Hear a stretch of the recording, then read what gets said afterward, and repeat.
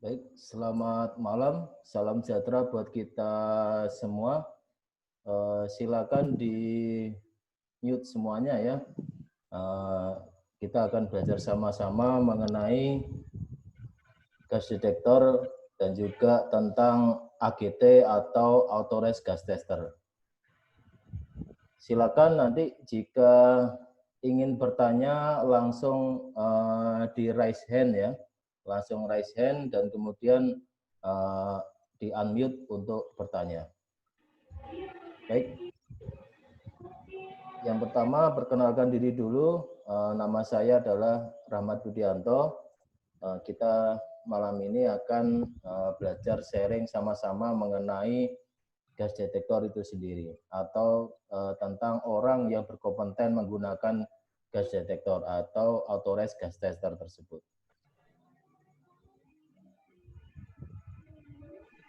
Oke. Tingkatan AGT atau orang yang berkompeten untuk menggunakan gas detektor itu ada 3 level ya. Level yang pertama adalah orang tersebut hanya bisa melakukan untuk gas test di pekerjaan panas atau hot work atau pekerjaan yang berpotensi menimbulkan terjadinya spark ataupun kebakaran. Dan juga di area ruang terbatas atau confined space. Ini yang level 1. Untuk level 2, ya dia hanya diizinkan untuk melakukan gas test di pekerjaan panas saja atau hot work, tetapi tidak diizinkan pada ruang terbatas. Untuk level 3, ini dia hanya melakukan monitoring saja pada sekitar pekerjaan panas dan juga area ruang terbatas.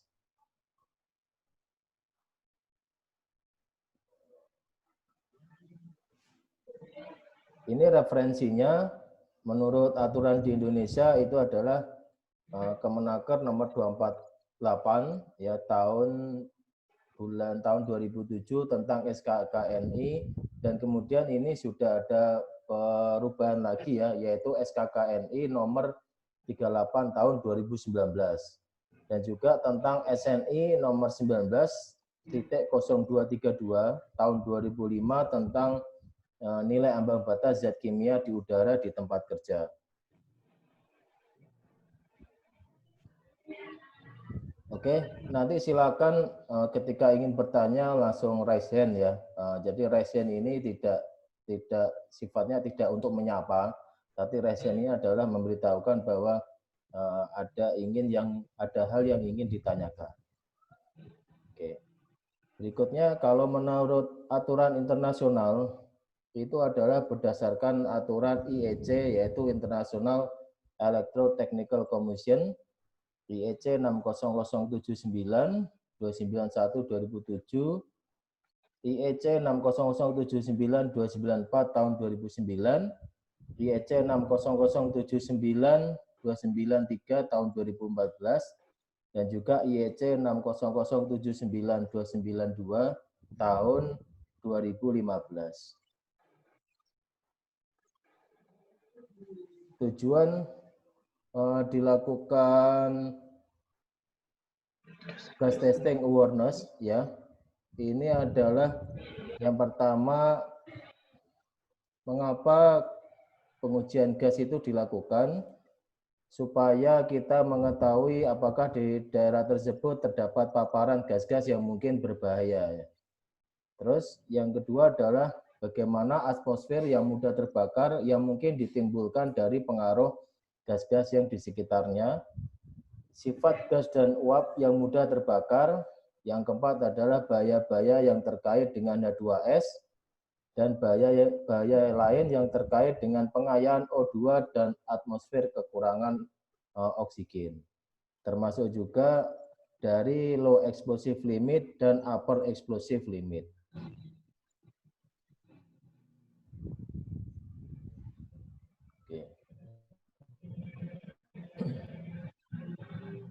Baik, silakan yang ini untuk di mute ya suaranya supaya tidak mengganggu. Kenapa dilakukan gas test? Yaitu kebakaran dan ledakan akan terjadi ketika ketiga elemen yang tercantum di bawah ini berada dan memiliki reaksi kimia ketiganya, ya.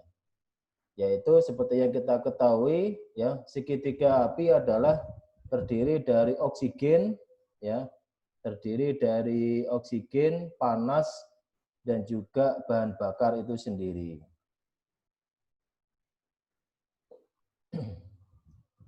Tubuh manusia membutuhkan suasana bebas kontaminasi dengan kandungan rasio oksigen serta gas atmosfer lainnya yang benar agar berfungsi dengan baik. Ya.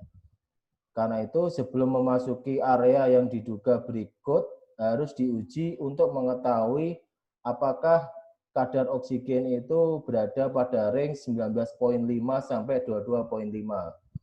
Yang kedua adalah uap atau gas yang mudah terbakar atau flammable limit itu pastikan di bawah 20% LL-nya, ya. Dan itu juga tergantung dari prosedur pada perusahaannya. Yang ketiga adalah gas beracun dan berbahaya atau gas seperti H2S, karbon monoksida, ataupun gas-gas yang lain yang memiliki sifat low explosive limitnya semakin besar.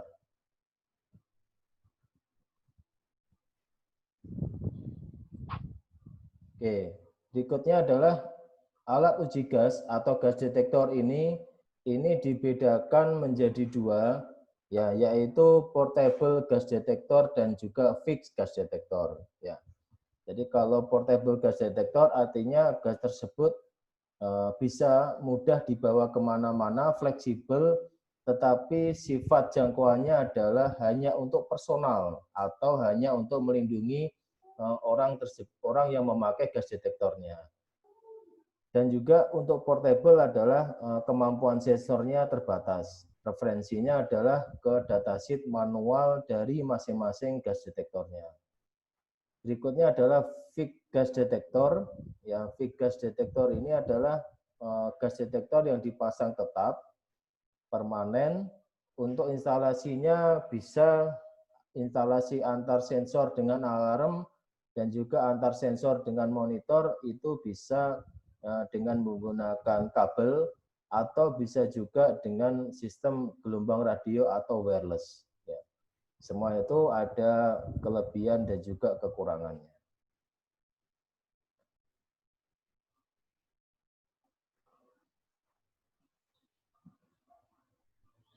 Alat ukur gas ini terdiri dari 4 jenis. Yang pertama adalah combustible atau flammable gas detector. Yang kedua adalah toxic gas detector. Ini artinya gas detektor yang untuk mendeteksi gas-gas yang beracun.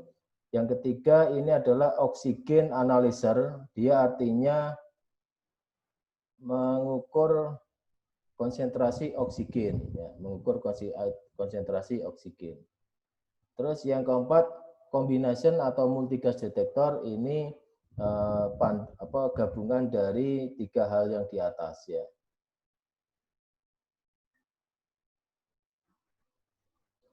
Pemilihan gas detektor ada 6 yang harus diperhatikan. Yang pertama adalah sesuai bahan yang akan diukur.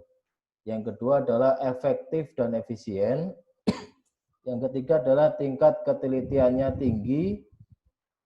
Yang keempat mudah dioperasikan atau familiar, ya. Yang kelima adalah mudah dikalibrasi. Dan yang keenam ini adalah suku cadangnya mudah didapat, ya. Jadi kalau kita mau memilih gas detektor yang tepat yang akan digunakan, ini ada 6 kriteria yang bisa dijadikan bahan pertimbangan.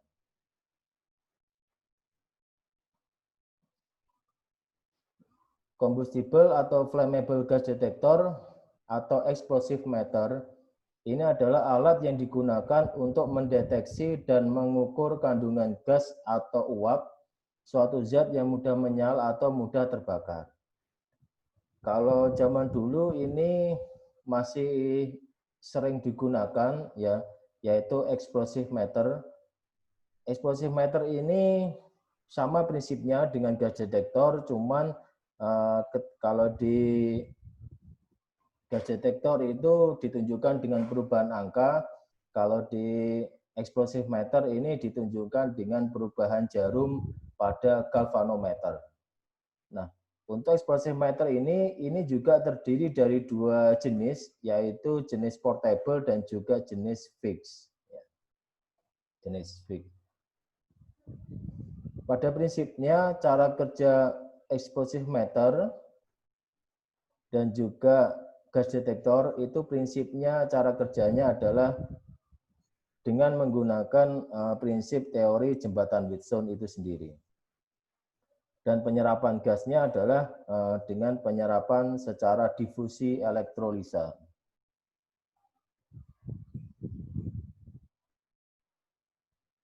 Berikutnya combustible atau flammable gas detector. Ya, ini alat ini dulu masih sering digunakan ya, cuman sekarang sudah sangat jarang ditemui ketika berada di lapangan. Jadi kalau kita lihat explosive meter yang digambar di kanan bawah ini ya. Jadi ini adalah hand pump-nya ya. Ketika hand pump ini kita pencet-pencet, kita pompa secara manual, maka nanti udara akan masuk di sebelah sini. Ya, udara akan masuk ke sebelah sini. Ketika nanti udara masuk ke sini atau paparan gasnya masuk melalui inlet yang berada di sini, maka nanti akan ditunjukkan dengan perubahan jarum pada galvanometer. Nah, ketika nanti mendekati ke 80% dan pas di jarum di angka 80% nanti akan menyalakan alarm kecil yang ada di explosive meter. Jadi ini kelemahan menggunakan explosive meter adalah kita harus sedekat mungkin dengan paparan gas yang mudah terbakar. Karena apa? Karena jarak selangnya itu adalah sangat pendek, ya sekitaran 40 sampai 50 cm saja dari ujung inlet ini. Dari ujung inlet ini. Ya, dari ujung inlet ini adalah dipasangkan selang lagi, itu jaraknya sekitaran 40 sampai 50 cm saja.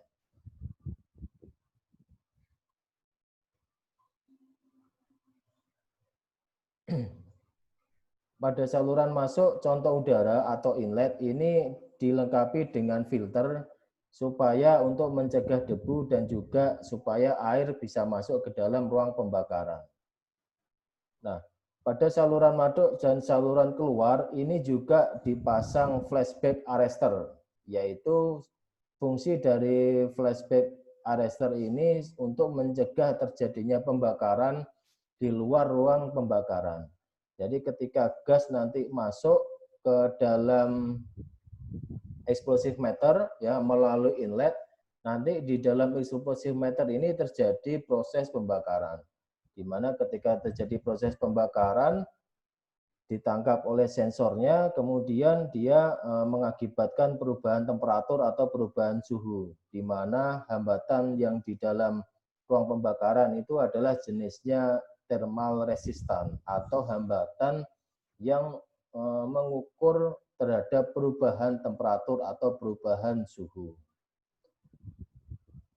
Hasil pengukuran pada explosive meter ini dalam persentase di bawah LEL ya, yang dapat dilihat pada meter dalam bentuk skala persentase yang ditunjukkan mulai dari 0% sampai dengan 100% LEL.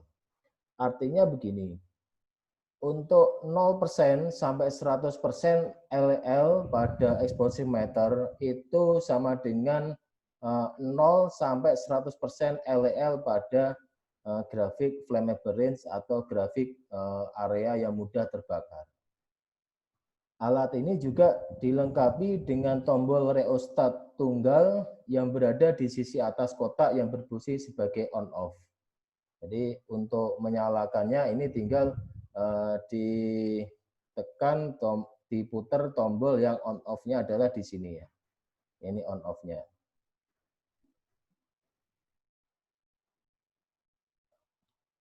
Oke, berikutnya ini adalah prinsip kerja dari explosive meter ataupun gas detektor ya. Prinsip kerjanya adalah berdasarkan teori dari jembatan Wheatstone dan penyerapan gasnya adalah secara difusi elektrolisa. Oke, pada gambar ini, ya ini adalah gambar simpel teori jembatan Wheatstone, yaitu prinsip dasar cara kerja dari exposimeter dan gas detektor. Yang pertama inlet, ya. Yang pertama ini adalah inlet di keterangan gambarnya. Yang kedua ini adalah flashback arrestor. Yang ketiga ini adalah catalytic sensor atau chamber room. Yang keempat ini flashback arrestor. Yang kelima ini adalah outlet. Ya. Terus yang keenam, 6 ini adalah R4 atau hambatan yang berubah-ubah atau jenisnya adalah variabel resistan. Kenapa disebut variabel resistor atau variabel resistan? Karena hambatan yang berada di chamber room ini, ya hambatan yang berada di chamber room ini tergantung besar kecilnya konsentrasi gas yang masuk ke dalam chamber room atau catalytic sensor. Ya, dan sifatnya hambatan ini sifatnya adalah jenis thermal resistan. Kalau kita lebih dalam lagi belajar tentang elektronika ya. Jadi kalau hambatan yang di dalam chamber room atau catalytic sensor ini adalah jenisnya thermal resistan. Hambatan yang berubah-ubah tergantung dari besar kecilnya perubahan suhu, di mana di dalam chamber room atau catalytic sensor ini terjadi proses pembakaran. Untuk nomor 7, 8, dan 9, ya ini adalah hambatan yang nilainya tetap atau fixed resistan. Hambatan yang nilainya tetap atau fixed resistan. Jadi ini sama dengan prinsip ketika waktu kita belajar IPA waktu mungkin SMA ya, SMA atau SMP kita belajar masalah teori jembatan Wheatstone ini sebenarnya. Yaitu hambatan di sini dibagi hambatan ini sama dengan hambatan ini dibagi hambatan sini ya. Jadi depan per depan itu sama dengan depan per depan dan nilainya adalah setimbang. Dan nilainya setimbang atau seimbang. Nah, untuk misalnya R4 ya dibagi R2 itu sama dengan R1 dibagi R3. Itu didapat dari misalnya dari teori hukum Kirchhoff 1 dan hukum Kirchhoff 2 ya. Kalau kita misalnya lebih dalam lagi belajar tentang elektronika, bahwa yang pertama hukum Kirchhoff 1 adalah kuat arus itu adalah tegangan berbanding terbalik dengan hambatan, I sama dengan V per R. Terus hukum Kirchhoff yang kedua itu adalah arus yang masuk pada titik percabangan sama dengan arus yang keluar dari titik percabangan. Kemudian dua persamaan tadi dimasukkan, maka akan ketemu R4 per R2 itu sama dengan R1 per R3. Nah, kalau kita melihat dari gambar ini, ya ini adalah penjelasannya seperti ini. Yang pertama adalah kita on-kan saklar yang berada di exposimeter ataupun gas detektor. Kemudian setelah kita on-kan saklar ini, kita bawa gas detektor ke area paparan gas. Kemudian gas ini masuk ke dalam inlet. Kemudian setelah masuk ke inlet ini, dia akan melewati ke flashback arrestor yang nomor 2. Nah, di flashback arrestor ini fungsinya adalah supaya tidak ada pembakaran di luar dari flashback arrestor. Dan juga gas yang sudah masuk ke dalam flashback arrestor ini tidak akan bisa keluar lagi dan akan diteruskan ke dalam atau akan diteruskan ke lebih lanjutnya ke chamber room atau catalytic sensor. Ya, ke chamber room atau catalytic sensor. Nah, di chamber room atau catalytic sensor ini terjadi proses pembakaran, di mana ketika terjadi proses pembakaran ini, hambatan thermal resistan yang saya jelaskan tadi itu akan menangkap perubahan temperatur atau perubahan suhu. Ketika suhu menaik, maka hambatannya akan naik, tetapi kuat arusnya akan turun. Kenapa? Karena kuat arus dengan dapatan itu adalah berbanding terbalik. Karena terjadi ada perubahan temperatur atau perubahan suhu di sini, jembatan yang tadinya nilainya setimbang, maka akan terjadi ketimpangan atau ketidakseimbangan pada nilai perbandingan yang seimbang tadi. Karena adanya ketidakseimbangan atau ketimpangan pada perbandingan yang sebanding tadi, maka itu nanti akan terjadi perubahan. Kalau di exposimeter itu ada perubahan jarum, kalau di gas detektor itu adalah terjadi perubahan angka. Ya. Kemudian jarum galvanometer ini bergerak ataupun ada perubahan angka di gas detektor. Kemudian ini indikatornya lampu akan menyala. Ini bisa kondisi lampu atau alarm, dan kemudian gas akan keluar melalui flashback arrestor dan akan keluar melalui outlet. Ini adalah penjelasan tentang prinsip kerja exposimeter ataupun gas detektor dengan berdasarkan teori dari jembatan Wheatstone.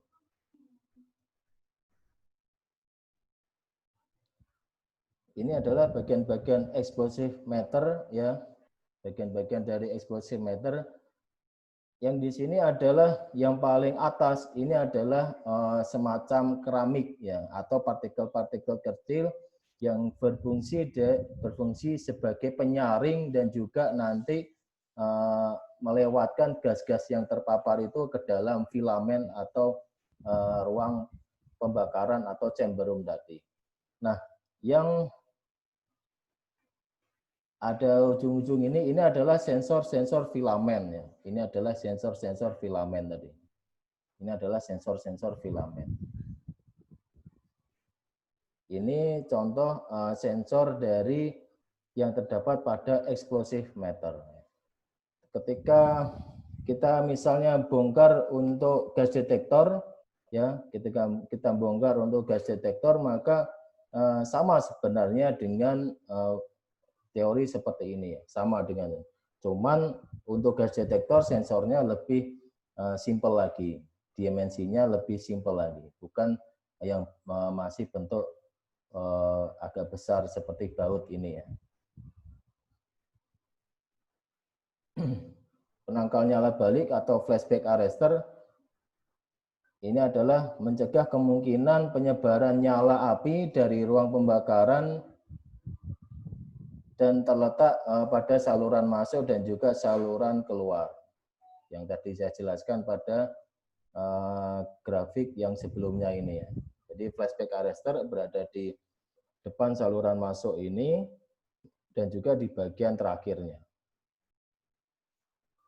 Ini untuk penjelasannya sama dengan penjelasan yang saya sampaikan tadi, ya, untuk cara pemakaian dari explosive meter. Nah, ini contoh explosive meter, ya. Untuk explosive meter ini adalah yang diukur adalah gas-gas yang mudah terbakar atau sifatnya adalah flammable atau combustible gas detektor. Ini adalah yang paling bawah, ini adalah skalanya, ini adalah 0. Ketika di batas 80, maka ini nanti akan alarmnya atau sinyal untuk lampunya akan berbunyi, ya. Kemudian ketika pas di 100% nanti alarmnya akan berbunyi, ya. Ini adalah contoh yang tampak atas, ini adalah masuknya inlet, ya, atau selangnya. Ini adalah hand pump-nya dan kemudian ini adalah tali atau strap-nya.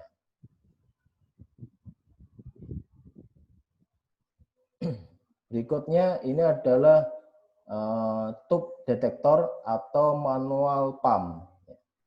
Tube detektor atau manual pump. Alat ini kadangkala masih digunakan ketika di lokasi, ketika gas detektor yang sifatnya portable, yang jenis portable ataupun gas detektor ini tidak mampu membaca paparan gas lagi, maka bisa digunakan tube detektor ataupun manual gas detektor, ya. Ini ada tabung kaca kecil, ya, tabung kaca kecil. Ini juga seperti tabung kaca kecil, ini bisa dipatahkan ujung ke ujungnya. Ada rautannya juga di sebelah sini. Ketika dimasukkan rautan, kemudian dipecahkan ujung ke ujungnya, untuk bisa mengukur gasnya, maka ini di manual pump, ya, di manual pump atau dipencet-pencet manual pumpnya supaya gas bisa masuk ke dalam gelas kaca ini. Di dalam gelas kaca ini terdapat kertas reagen atau kertas kimia reagen dan prinsipnya sama dengan seperti kita ada melakukan tes gamilan atau tes pack. Ya. Jadi ketika ada perubahan maka nanti akan ada perubahan warna pada kertas reagen di dalam gelas kacanya.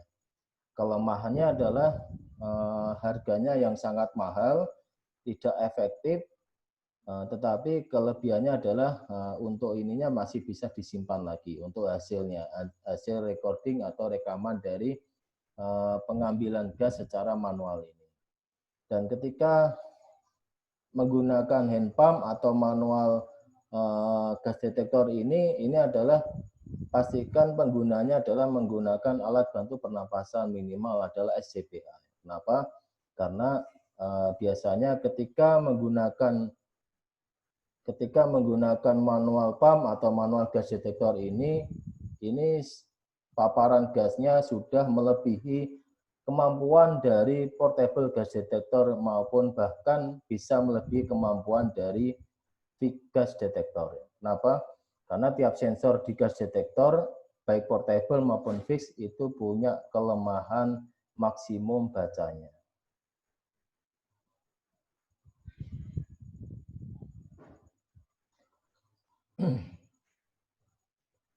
Ini contoh gas detektor, ya. Contoh gas detektor ini adalah merek MSA. Ini juga menggunakan sensor electrochemical sensor ya, atau sensor elektrokimia untuk menentukan jumlah gas yang ada. Pada umumnya untuk portable gas detektor atau jenis yang multi gas detektor, orang yang sering bilang itu mengukur 4 tipe gas, yaitu O2, LEL, H2S, dan CO. Nah, LEL yang pada multigas detektor ini umumnya adalah yang diukur adalah gas metan atau CH4-nya saja. Gas metan atau CH4. Kenapa? Karena LEL CH4 atau metan, sensor metan atau CH4 pada gas detektor itu adalah penyumbang hidrokarbon yang paling berat pada uap atau gas yang mudah terbakar. Maksudnya bagaimana? Maksudnya adalah contoh misalnya crude oil, maka di dalam crude oil itu juga punya banyak komposisi metan atau CH4 yang mudah terbakar. Sama dengan benzina ataupun gas-gas hidrokarbon lainnya yang mudah terbakar, itu juga mengandung unsur metan atau CH4 yang dominan. Karena itu, kenapa sensor LEL pada multigas detektor itu adalah sensornya metan ataupun CH4.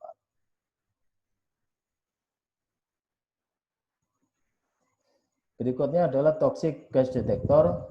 Ini adalah yang berfungsi untuk mendeteksi adanya gas-gas yang berbahaya dan beracun bagi kehidupan. Ya. Pengertian berbahaya dan beracun adalah apabila gas-gas tersebut terhisap atau terserap dapat menyebabkan gangguan atau kerusakan organ-organ walaupun dalam jumlah yang relatif kecil. Bisa langsung mengalaminya ataupun nanti akan terakumulasi dalam kurun waktu tertentu dalam waktu yang masa panjang. Baik, berikutnya ini adalah daerah bisa terbakar atau daerah mudah terbakar, yaitu flammable range, ya. Flammable range.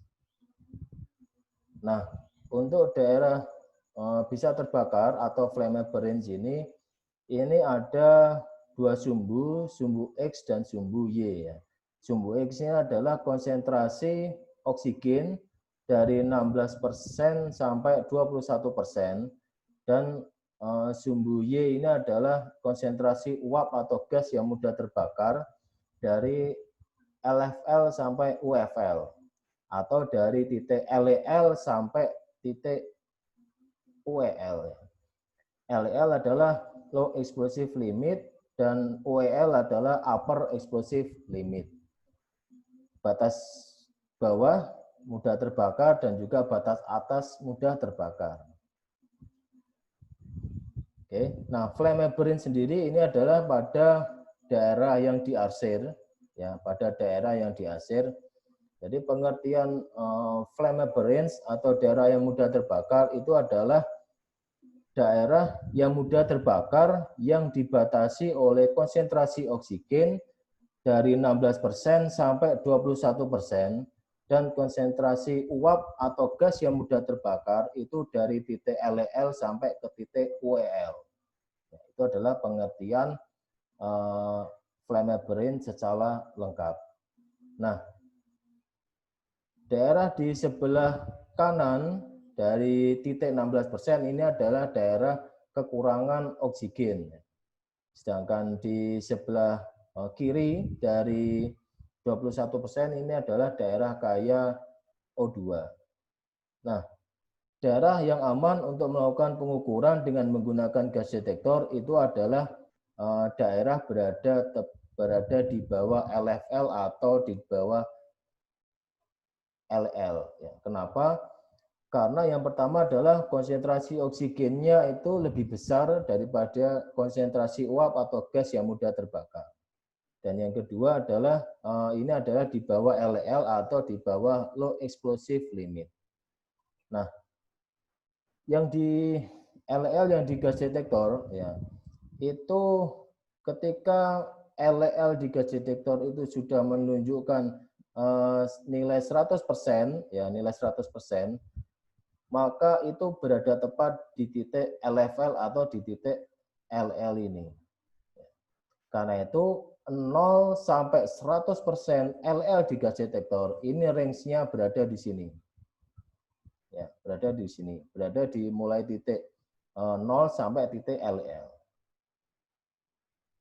Oke, berikutnya ini contoh-contoh gas detektor yang jenisnya multi gas detektor atau portable gas detektor. Yang gambar kanan itu dari PW Honeywell, yaitu tipe Microcube XT maupun XL, tidak ada pompa internalnya, ya, tidak ada pompa internalnya. Sama untuk mengukur 4 tipe gas, yaitu gas H2S, CO, O2, dan juga LEL. Nah, kalau yang di tengah itu dari Multisperian Pro, ya, Multisperian Pro, sama yang diukur juga 4 tipe gas, yaitu H2S, CO, O2, dan LEL. Nah, kalau yang di sebelah kiri, ini juga keluaran produk dari BW Honeywell, yaitu gas alert Max XT2, ini ada pompa internalnya. Nah, hal yang penting sebelum kita menggunakan device safety atau peralatan-peralatan safety atau alat-alat ukur yang berhubungan dengan safety, terlebih khusus yaitu multi gas detector, maka hal yang penting sebelum menggunakan alat tersebut adalah kita harus baca dan mengerti dari datasheet manual book-nya. Kenapa? Karena tiap alat itu mempunyai spesifikasi yang berbeda-beda, mempunyai kemampuan sensor yang berbeda-beda, dan juga kemampuan dari nilai spesifikasi masing-masing sensor, nilai TWA-nya berapa, nilai style-nya berapa, nilai low alarmnya berapa, dan juga nilai high alarmnya berapa. Jadi masing-masing gas detektor itu punya nilai range masing-masing yang berbeda-beda. Karena itu hal yang penting adalah kita harus baca dan juga mengerti manual book-nya terlebih dahulu sebelum kita menggunakan alat ukur tersebut.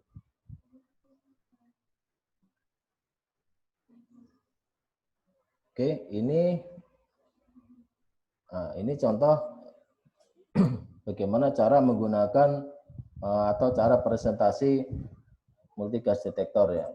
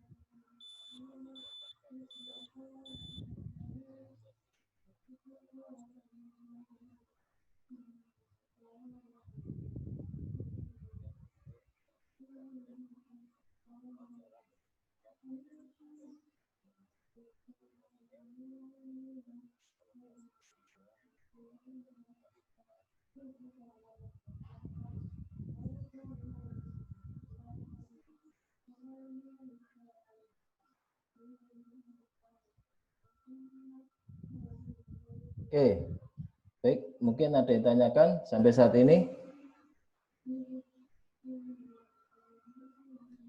Ini Kak, banyak sekali pertanyaan di kolom chat. Ya. Sebentar saya bacakan. Yang pertama tadi ada Kakak Muhammad Fatoni yang bertanya, nilai keseimbangan untuk rangkaian jembatan Wheatstone resistor R4-nya berapa ya? Apakah berdasarkan gas yang terdeteksi dan resistornya bentuk fisiknya seperti apa ya? Agar sensitif terhadap gas. Itu pertanyaan dari Kak Muhammad Fatoni. Oke, baik. Untuk di teori jembatan Wheatstone R4 atau di poin nomor 6 ini ya, di ruang katalis sensor atau chamber room, ini tergantung nilainya adalah tergantung dari besar kecilnya konsentrasi paparan gas yang masuk ke dalam gas detektor tersebut atau melalui inlet ini. Jadi nilainya ini tergantung dari besar kecilnya konsentrasi gas yang masuk. Karena itu sifatnya ini adalah hambatan yang nilainya berubah-ubah atau variabel resistor. Dan resistornya bentuk fisiknya seperti apa ya agar sensitif terhadap gas ya. Jadi bentuk sensornya kalau di exposimeter bentuk sensornya adalah seperti ini ya. Bentuknya seperti ini. Tapi kalau di gas detektor bentuknya lebih ramping lagi ya, lebih ramping lagi.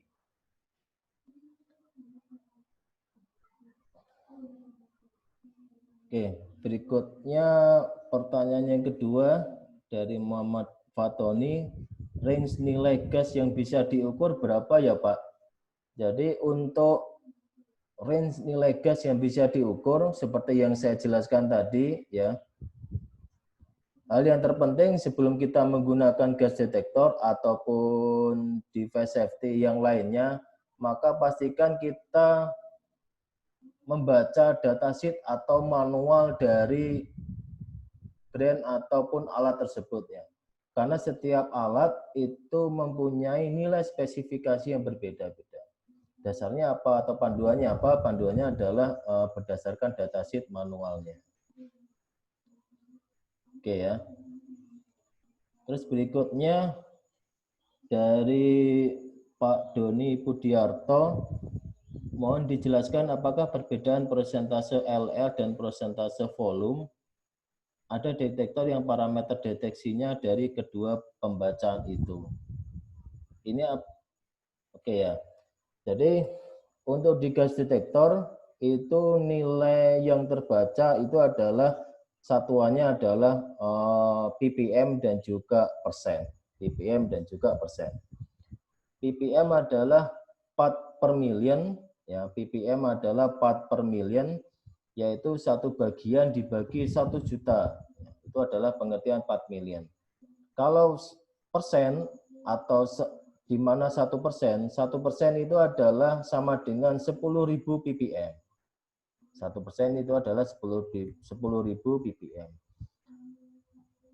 Nah, bedanya adalah kenapa contohnya di oksigen dan juga LEL itu menggunakan konsentrasi persen dan juga kenapa dia 2S dan juga di CO itu menggunakan ppm karena ini adalah standar dari awal atau dari molekul yang mudah terbaca ataupun bisa dideskripsikannya.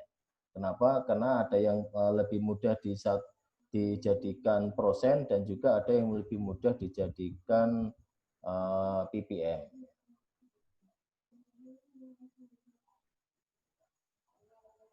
Terus dari Pak Pandu, apakah beda flammable dengan combustible? Flammable itu adalah mudah terbakar ya. Kalau combustible itu adalah bahan berbahaya dan juga beracun.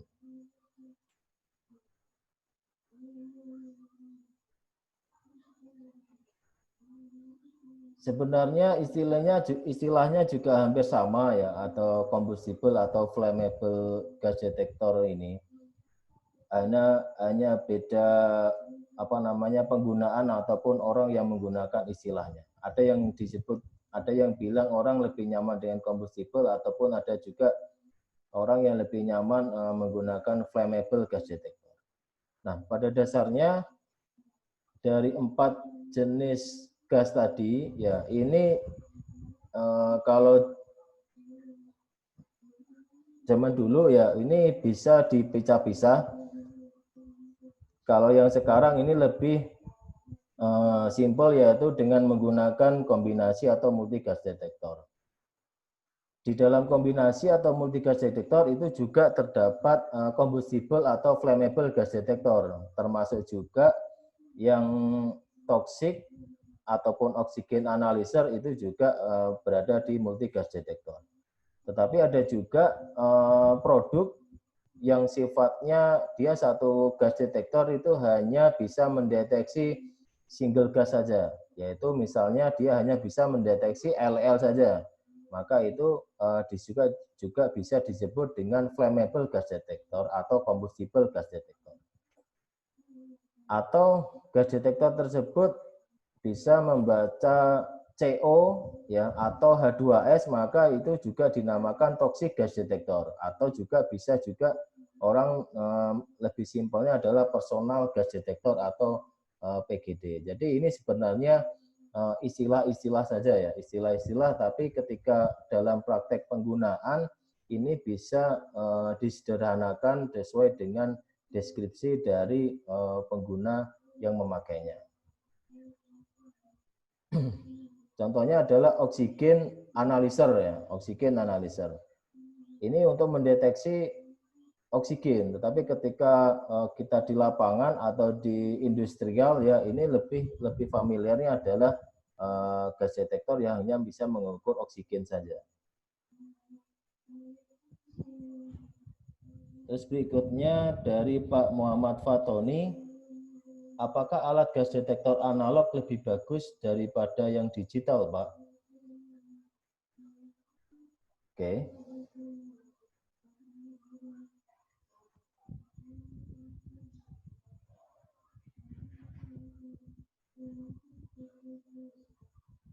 Oke ya, alat gas detektor yang manual apakah lebih bagus daripada yang digital, Pak? Jadi semua baik analog maupun yang digital itu punya kelemahan dan juga kelebihan masing-masing. Punya kelemahan dan juga kelebihan masing-masing. Untuk gas detektor yang digital, kelebihannya adalah lebih mudah digunakan, ya, ringan, efisien, dan juga simple untuk pemakaiannya, kelebihannya. Tapi kekurangannya adalah gas detektor yang portable itu juga mempunyai kemampuan baca maksimalnya, ya, Contohnya adalah gas H2S itu maksimum bisa terukur oleh portable gas detektor itu hanyalah di 100 ppm. Lewat dari 100 ppm, maka gas detektor tersebut akan mengalami overlimit atau ada indikasi OL pada layarnya. Ya, indikasi OL pada layarnya. Nah, ketika area paparan gasnya itu sudah tidak mampu diukur oleh gas detektor, maka itu kita bisa menggunakan gas detektor yang tipe analog atau manual pump, atau istilahnya adalah tube detektor, seperti yang ada pada gambar ini. Jadi kalau ditanya mana yang lebih bagus, ya semua punya kelebihan dan juga kekurangan.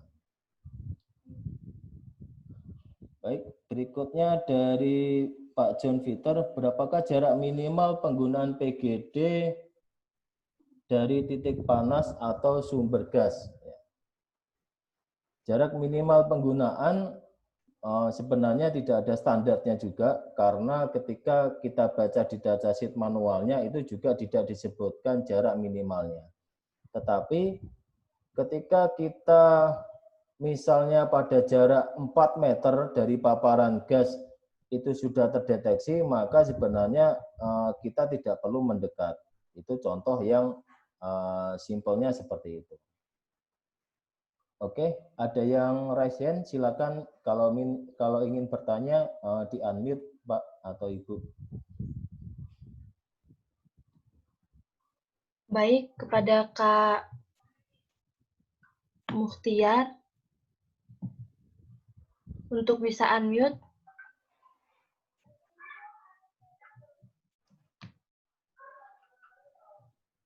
Silakan, Kak. Assalamualaikum. Waalaikumsalam. Ya, selamat malam. Sekali terkait dengan gas detektor ini. Nah, kebetulan saya kan kerja di bidang kesehatan ya Pak, di rumah sakit ya. Nah, di rumah sakit itu kita mengenal ada istilah gas medis, ada nitrogen oksid, oksigen, dan sebagainya ya, CO2 dan sebagainya. Nah, terkait dengan kebocoran gas gitu kan, kita sendiri kan untuk gas detektor ini kan lebih ke arah bisa buat manajemen risiko preventif Pak. Saya mau tanya terkait dengan alat detektor itu bisa mendeteksi nggak Pak, kira-kira bisa gas apa yang mengalami kebocoran gitu. Maksudnya jangan sampai kan rumah sakit kebetulan kan kayak di ruang ICU kan gitu kan tertutup Pak. Jadi itu cukup berbahaya ya. Itu pertama. Yang kedua, bagaimana manajemen resiko untuk mendeteksi kebocoran gas itu Pak dengan gas detektor ini. Misalnya contohnya apa di ruang penyimpanan gas-gas tabung gas itu kita pasang alat untuk gas detektornya atau memang harus ada rolling misalnya kayak petugasnya bawa gas detektor yang portable itu keliling gitu. Terima kasih. Oke, baik. Terima kasih Pak Mukhtar UI ya. Yang pertama adalah seperti yang saya sampaikan tadi, sebelum kita menggunakan gas detektor, kita harus tahu dan mengerti tentang datasheet dari manualnya. Contohnya yang saya sampaikan tadi, gas detektor yang tipe BW Honeywell Mark XT2, ya, di situ yang diukur, yang bisa diukur itu adalah gas H2S, gas CO, O2, dan juga LL. Nah, sensor LL yang di gas detektor itu adalah sensor metan. Terus ketika misalnya di rumah sakit, ya, ketika di rumah sakit, misalnya di situ ada ruangan di mana ruangan tersebut adalah terdapat banyaknya tabung nitrogen, contohnya seperti itu ya. Nah, apakah ketika kita menggunakan gas detektor yang tadi saya sebutkan, ketika kita dipasang di situ, apakah akan efektif? Kalau menurut saya adalah tidak tepat. Ya. Tepat tapi tidak efektif. Tepat tapi tidak efektif. Kenapa tepat tapi tidak efektif? Karena yang diukur tidak ada nitrogen pada gas detektor tersebut. Terus bagaimana Pak supaya kita bisa mengukur gas detektornya yang nitrogen itu? Bisa pakai gas detektor BW Honeywell yang tipe PID atau Photo Ionization Detector. Kalau gas detektor yang tipe PID atau Photo Ionization Detector itu terdiri dari 5 sensor, di mana 4 sensornya itu adalah H2S, CO, O2, LL, dan satu sensornya adalah tipe PNP atau plug and play. Nah, satu sensor yang tipe PNP atau plug and play ini bisa dipasang sensor nitrogen. Itu contohnya ya Pak Mukhtar. Terus berikutnya, ketika bagaimana risk assessment-nya atau mitigasi pengendalian bahayanya ketika misalnya terjadi kebocoran gas ataupun supaya kita mendeteksi apakah orang tersebut harus keliling dengan menggunakan gas detektor. Ya, jawabnya adalah kita bisa memasang dengan fix gas detektor yang bisa mengukur dengan sesuai tipe kebocoran yang mungkin akan terjadi pada ruangan itu. Jadi kalau di situ ruangannya adalah isinya tabung nitrogen, maka kita bisa memasang fix gas detektor di mana fix gas detektor tersebut sensornya bisa mengukur sensor nitrogen. Jadi kalau untuk personal gas detektor atau portable gas detektor itu juga kemampuannya terbatas. Artinya jarak paparan gas yang bisa terukur oleh personal atau multi gas detektor itu jaraknya juga terbatas. Artinya hanya sekitaran 1-2 meter saja dari inlet dari pompanya. Tapi ketika untuk gas detektor yang sifatnya fix itu maka jangkauannya juga lebih luas. Selain jangkauannya lebih luas, dia juga kemampuan sensornya juga lebih baik daripada personal atau multi gas detektor yang bisa dibawa kemana-mana. Demikian jawabannya Pak Mukhtar atas 2 pertanyaan tadi. Bagaimana Kak Mukhtar? Apakah sudah jelas? Atau mungkin ada lagi yang ditanyakan kepada Kak Rahmat Budianto?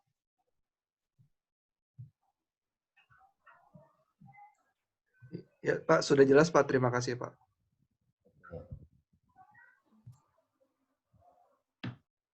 Oke, berikutnya dari pertanyaan di chat. Kalau gas detektor sudah lewat dari masa kalibrasi, apakah masih bisa digunakan? Jika bisa, seberapa presisi pembacaannya? Pertanyaan dari Pak Andika Maulana Malik. Ya. Jadi gas detektor kalau sudah lewat dari masa kalibrasinya itu tergantung juga settingan dari gas detektor tersebut. Maksudnya bagaimana Pak? Kalau di settingan awalnya itu gas detektor tersebut settingannya adalah bisa digunakan, artinya melewati masa kalibrasinya masih bisa digunakan, atau overdue itu masih bisa digunakan, maka dia bisa digunakan. Tetapi tidak efektif untuk pembacaan. Kenapa? Karena pengertian dari kalibrasi itu adalah pengertiannya adalah mengembalikan kebesaran standar sesuai datasheet awal daripada masing-masing gas detektor di sensornya. Jadi fungsi dari kalibrasi itu adalah mengembalikan kebesaran standar sesuai parameter yang ada pada datasheet manual gas detektor tersebut. Itu tujuan dari fungsi kalibrasi. Berikutnya yang pertama, pertanyaan berikutnya yang ada yang raise hand, silakan mau ingin bertanya. Iya Pak, sebentar. Ini ya, ya terima kasih kesempatannya mau bertanya ya. Memang yang akan saya tanyakan adalah handheld pump detector.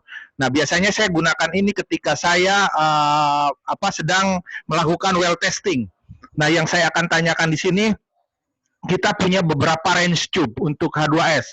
Ada L, ada M, ada high, low, moderate, and high. Nah, yang saya akan tanyakan, ketika ketika saya pengambilan sampel, biasanya saya menggunakan bucket. Nah, kemudian sampel itu lewat cuk manifold dimasukkan ke bucket, di open itunya valve-nya itu di open, sehingga minyak atau gas itu masuk ke dalam bucket itu. Nah, yang saya akan tanyakan, apakah saya harus menunggu bucket itu penuh atau saya keep flowing sampel tadi sambil saya menarik ke tadi handheld pump detector tadi. Bagaimana Pak? Apakah saya harus menunggu penuh kemudian saya close valve-nya untuk agar sampelnya itu tidak keluar kembali, hanya saya mengambil sampel di bucket, atau keep flowing itunya. Demikian Pak. Oke, terima kasih Pak Irmon Raturamon. Masih di Qatar, Pak? Oke, salam kenal Pak Irmon. Kita berjumpa lagi ya. Baik, kalau boleh saya jawab, kalau sambil flowing di cell shaker atau di mud bucketnya itu juga tidak masalah.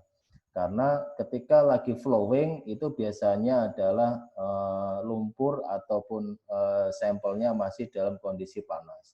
Kalau kondisi panas berarti paparan atau konsentrasi molekul-molekulnya masih mendekati murni, daripada nanti akan mengendap di tangki, di chamber yang berikutnya, maka akan bisa terpapar atau terkontaminasi ataupun tercampur dengan material yang sebelumnya, sehingga bisa mengabaikan ataupun meragukan pembacaan dari manual pumpnya.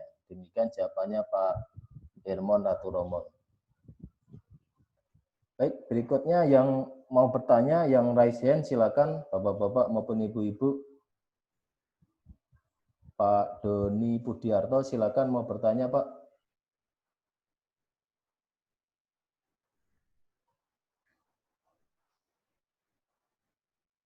Oke.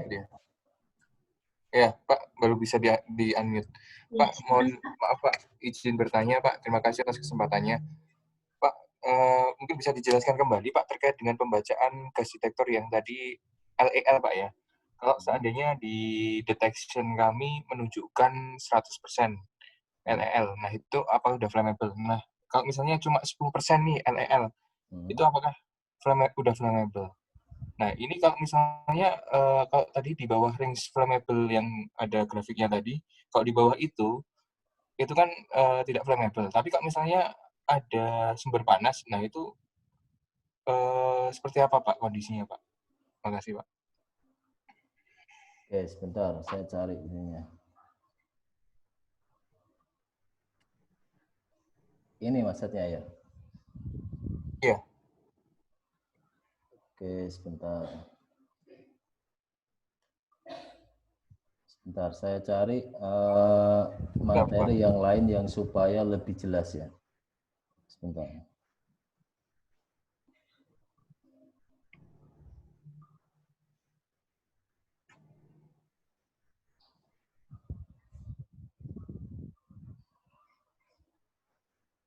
Apakah kalau misalnya di bawah tadi LL Ini ya? apa? Ya. Ini ya, oke ya. Ya. Baik, yang pertama adalah untuk di flammable range atau daerah yang mudah terbakar, ya ini ketika menggunakan gas detektor maka ini berada di bawah LL. Artinya ketika 100% LL di gas detektor itu artinya berada tepat pada titik LL di flammable range. Artinya berada tepat di titik ini, Pak Denny. Okay. Di titik LL tepat di sini yang saya buat ini. Oke ya. Jadi kesimpulannya adalah ketika 0, bentar, agak sulit.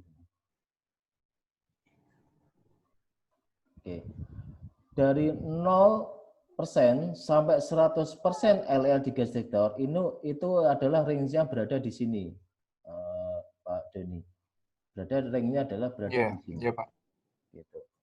Nah, kalau misalnya 10% LEL di gas detektor, apakah area yang kita ukur itu sudah terbakar? Maka jawabnya belum. Jawabnya belum. Kenapa? Karena yang pertama adalah satu berada di bawah titik LEL, masih berada di bawah konsentrasi LEL.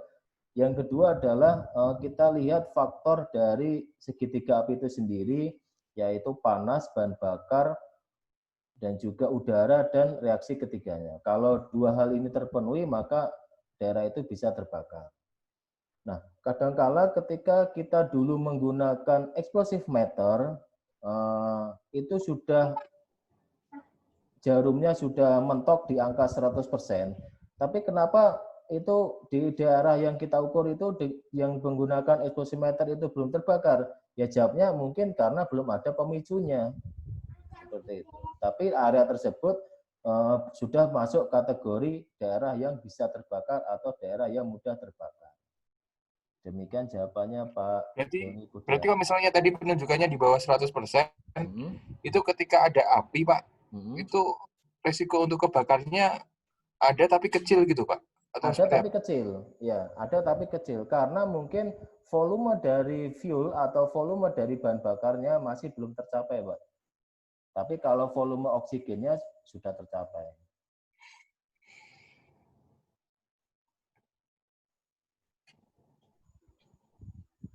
Nggak ada suaranya ya? Halo Pak, jadi ya. Tadi sudah saya jelaskan tadi barusan, mungkin keputus internetnya. Jadi ya. Kalau misalnya 10% atau 50%, apakah daerah tersebut bisa terbakar? Ya belum tentu juga, karena mungkin volume fuel atau volume bahan bakarnya belum tercapai, tapi volume kandungan oksigennya sudah tercapai, Pak. Misalnya kan katakanlah di ini Pak, di line pipa gitu, di line pipa gas gitu. Misalnya kandungan di situ masih 50%. Nah, ada pekerjaan panas di situ. Nah, itu misalnya dilas atau dipotong gitu. Nah, itu gimana Pak? Boleh nggak itu kondisinya? Atau batas berapa minimal LEL yang diizinkan untuk melakukan pekerjaan panas ketika potong pipa itu, Pak? Oke, batas LEL-nya itu adalah di bawah 20%, Pak. Tapi kalau Bapak sambil flowing ataupun LEL-nya di situ di atas 20% sampai 50%, maka bisa menggunakan welding habitat kalau lebih amannya, Pak.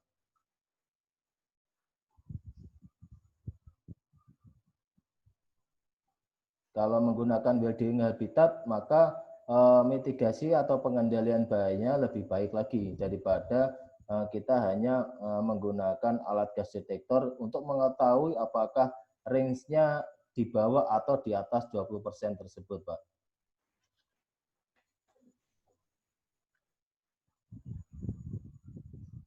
Baik, ada yang lain yang ditanyakan atau dari Pak Doni bagaimana? Bagaimana Kak Doni? Apakah sudah jelas? Atau ada lagi yang ditanyakan?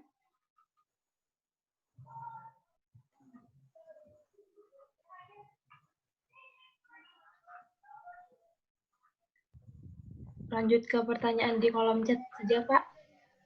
Oke, baik. Yang belum tadi.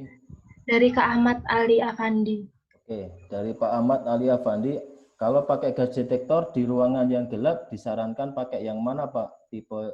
Tipenya gitu. Nah, pada dasarnya kalau semua gas detektor itu juga punya flashlight ya atau backlight pada layarnya. Semua gas detektor sudah punya seperti itu. Nah, apakah mana yang tipenya itu semua tergantung dari pemilihan gas detektor, mungkin lebih simpelnya yang tipe ini atau lebih cocoknya ini, atau juga berdasarkan kajian dari risk assessment-nya. Misalnya bagaimana Pak? Misalnya saya dulu pernah menggunakan alat gas detektor tipe ini, tetapi spare part-nya lebih mudah rusak ya, atau pompanya ketika kena air maka sudah tidak bisa nyedot lagi, atau kemampuan pompanya kalau sudah lama digunakan dia kemampuan pompanya lemah seperti itu. Itu semua kembali dari usernya masing-masing. Karena pada dasarnya semua gas detektor ketika berada di ruangan yang gelap itu semua sudah ada backlight di dalam LCD gas detektornya. Berikutnya Pak Muhammad Fatoni, kalau sensor alat gas detektor untuk bisa dibaca oleh sistem kontrol PLC, apa ya Pak? Oke. Untuk alat gas detektor, supaya bisa dibaca oleh DCS atau Distribute Control System, ya, itu adalah dari VIC gas detektor. Jadi VIC gas detektor bisa dipasang stand alone atau bisa digabungkan dengan dikombin dengan sistem alarm pada sistem DCS-nya. Ya, itu bisa digabung. Nah, bisa digabung itu berarti tinggal antara alarm yang berada di dalam VIC gas detektor itu dihubungkan seri ataupun dengan menggunakan pengalamatan yang baru pada sistem DCS-nya. Kemudian dimasukkan di jumper dengan sistem alarm yang berada pada VIC gas detektornya. Itu bisa disambungkan atau bisa dihubungkan dengan sistem DCS-nya. Untuk mendeteksi gas yang bocor di pipa yang mana lubang kebocorannya kecil, bagaimana ya Pak? Ya bisa diukur. Artinya bisa diukur dengan menggunakan gas detektor yang portable, khususnya gas detektor yang punya pompa internal. Kenapa? Gas detektor yang punya pompa internal artinya kita tidak perlu sedekat mungkin dengan paparan sumber gasnya. Dari 12345, Pak izin bertanya berapa standar masing-masing minimum dan maksimum LDL, CO, O2, H2S Pak. Nah tadi sudah saya jelaskan juga, pada dasarnya ketika kita mau menggunakan device safety atau alat safety, hal yang terpenting adalah kita harus tahu, kita harus baca, dan kita harus mengerti dari datasheet manual pabrikannya. Kenapa? Karena di datasheet itu sebenarnya sudah banyak dijelaskan bagaimana how to use-nya, bagaimana cara memakainya, berapa saja nilai spesifikasi sensor masing-masingnya, dan kemampuan-kemampuan teknis lainnya. Bagaimana Pak, dari Pak Eko, bagaimana Pak untuk mengetahui kebocoran LNG ketika terjadi overpressure? Oke, dari LNG ini, sebelum untuk mengetahuinya, yang pertama adalah dari kebocoran LNG ini kita harus tahu di LNG tersebut komposisi hidrokarbon yang paling banyak itu apa. Dari setelah kita tahu komposisi hidrokarbon yang paling banyak dari LNG tersebut, maka kita bisa menggunakan gas detektor portable yang tipe PID tadi, yang saya sebutkan tadi. Gas detektor yang tipe PID atau Photo Ionization Detector itu terdiri dari 5 gas atau 5 tipe gas. 4 tipe gas itu adalah H2S, CO, O2, LEL, dan satu sensornya itu adalah tipe PNP atau plug and play. Artinya bisa dipasang dan juga dilepaskan tergantung dari area yang akan kita ukur. Gitu. Contohnya bagaimana, Pak? Contohnya tangki bekas benzina, ketika kita menggunakan gas detektor multi yang hanya tipe 4 gas saja, maka itu yang terukur adalah sensor LL-nya, tetapi sensor LL-nya masih kategori mungkin masih kecil, tapi kandungan benzinanya belum terukur, ya belum terukur. Meskipun di dalam benzina itu sudah terdapat juga sensor juga terdapat unsur metannya. Nah, bagaimana Pak bisa menggunakan gas detektor yang tipe PID tadi? Jadi selain LL-nya bisa terukur, maka nilai benzinanya, kandungan nilai benzina itu juga bisa terukur oleh gas detektor yang tipe PID tadi.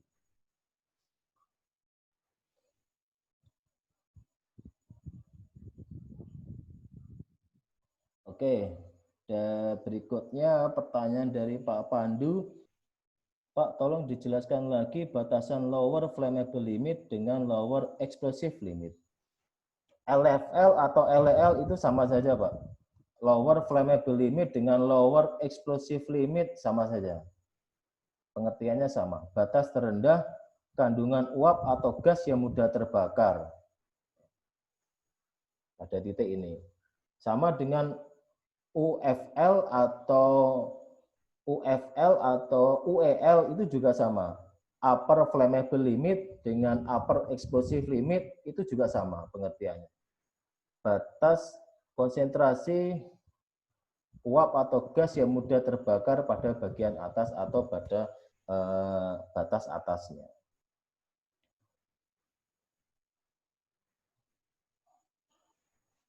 Oke, berikutnya adalah dari Pak Edi Suko MI. Izin tanya Pak, tentang bahaya atau risiko dalam penggunaan alat gas detektor, adakah potensi alat bisa terbakar, meledak, atau semacamnya? Oke. Untuk potensi alat bisa terbakar atau meledak atau semacamnya, ini bisa kita lihat pada intrinsically safe atau IS-nya.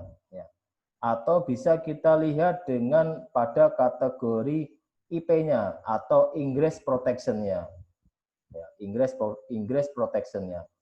Jadi sama dengan penjelasan materi minggu kemarin yang saya jelaskan pada salah satu slide, yaitu tentang materi hazardous area classification.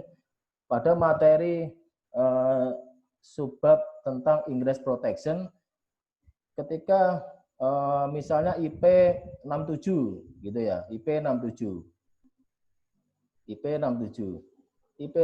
itu adalah IP-nya adalah ingress protection, angka 6 itu adalah proteksi enclosure pada benda padat, dan juga angka yang kedua itu adalah proteksi enclosure pada benda cair ataupun paparan terkena cair atau cairan gitu ya. Jadi semakin alat tersebut punya nilai IP yang lebih baik, misalnya IP 67 atau IP 68, maka alat tersebut lebih aman digunakan. Artinya apa? Artinya tidak mudah terkena konsleting ketika misalnya ada paparan debu ataupun paparan mist ataupun vapor ataupun uap ataupun paparan cairan yang mudah menyebabkan korsleting. Demikian jawabannya buat Pak Edi Suko. Oke, berdasarkan grafik LEL dari Pak Yasri Fardiansyah, Berdasarkan grafik LEL terdapat batas bisa terbakar yakni 20% dan batas bisa terbakar yakni 5%. Maksudnya bagaimana, Pak? Jadi yang saya tampilkan di layar ini adalah punyanya LEL dan OEL untuk metan. Jadi metan itu adalah LEL-nya adalah 5% dan UEL-nya adalah 20%. Ini hanyalah sebagai contoh saja ya, atau sebagai contoh saja.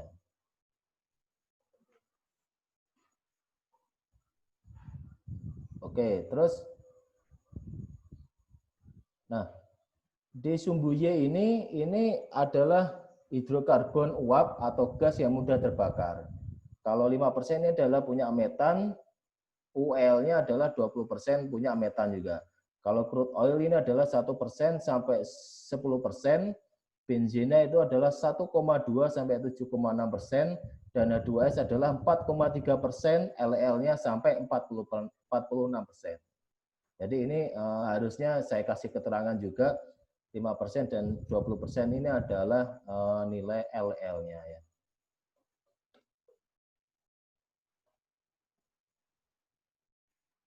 Oke, berikutnya dari Pak Prayugo Pratama, macam-macam gas detektor apa saja ya Pak? Ada di materi yang tadi ya, ada di materi tadi.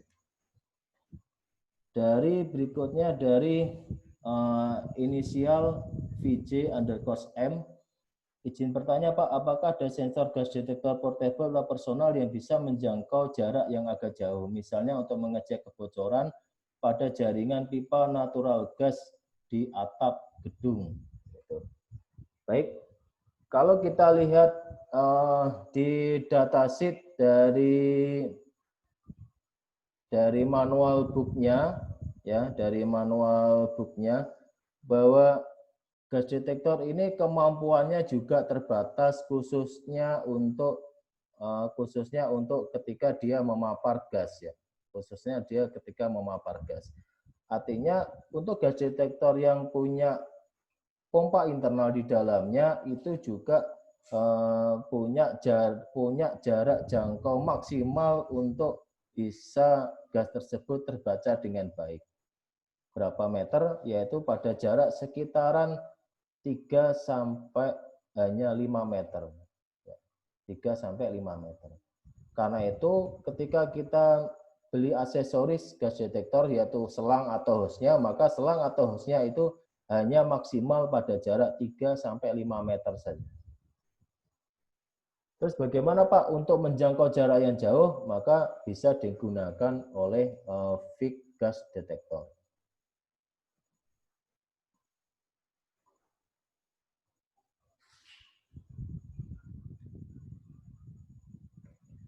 Oke, berikutnya dari Pak Edi Suko MI, dari jenis dan model alat yang ada, mana yang sering atau umum dan efektif digunakan untuk pekerjaan di lapangan dan untuk alat atau merek apa yang bisa direkomendasikan? Terima kasih. Baik, untuk mereknya saya tidak bisa merekomendasikan ya karena menyangkut hak prioritas dari manufakturnya.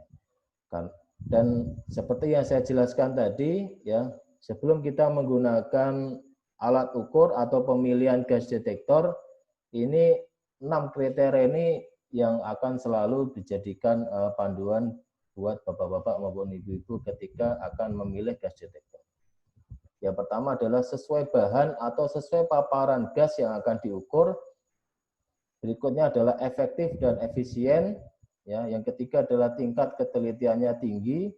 4, mudah dioperasikan atau familiar, simple, mudah. Dan yang kelima adalah mudah untuk dikalibrasi, baik dikalibrasi secara manual ataupun dikalibrasi secara otomatis dengan docking dan juga program. Dan yang keenam adalah, ini yang juga terpenting adalah suku cadangnya mudah didapat. Suku cadangnya mudah didapat, apalagi murah. Maka lebih recommended ya. Cuman saya tidak bisa untuk menyebut merek tertentu.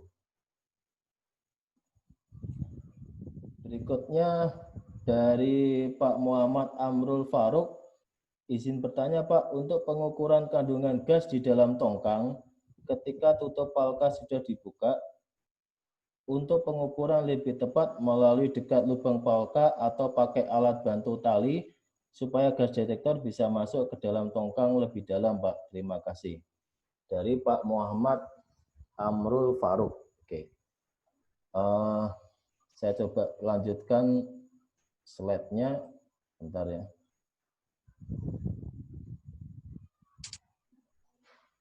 Oke, ini analoginya yaitu pengukuran pada ruangan terbatas. Analoginya seperti ini.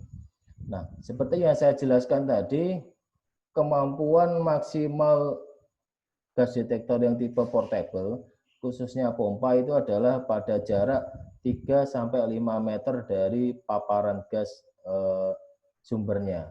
Makanya itu selang atau hose-nya itu juga maksimal pada jarak 3-5 meter saja. Pada jarak 3-5 meter saja. Nah, ini adalah tipikal atau jenis-jenis ruang terbatas dengan tempat masuknya adalah vertikal. Dengan tempat masuknya adalah vertikal.